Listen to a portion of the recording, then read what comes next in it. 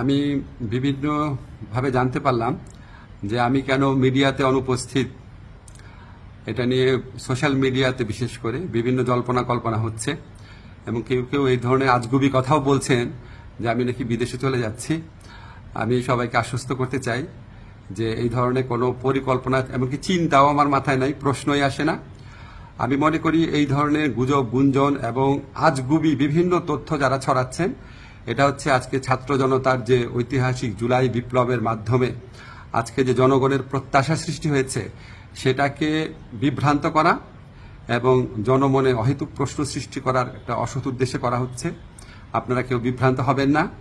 আমি কয়েকদিন আগেও পত্রিকাতে ইন্টারভিউ দিয়েছি, তবে এটা ঠিক আমি একটু মিডিয়াতে কম আসছি কারণ আমার অনেক কাজ এবং আমার কাছে মনে হয়েছে যদি আমার কার্যক্রমে যদি কোনো অগ্রগতি হয় সেটা আমি জানাবো। অহেতুক এখন তো আমি আর টক শো এর মানুষ না, এখন আমাকে কাজ করতে হবে, কাজটাতে বেশি কনসেন্ট্রেট করতে হবে।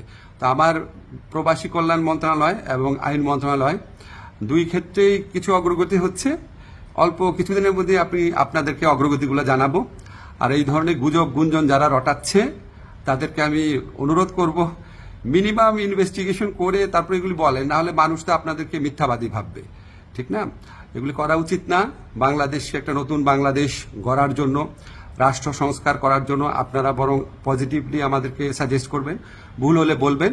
একদম সম্পূর্ণ আপনার আজগুবি, একদম অবিশ্বাস্য, অকল্পনীয় তথ্য এগুলি দেওয়া তো কোনো মানে হয় না, এটা এক ধরনের চরিত্র হননও।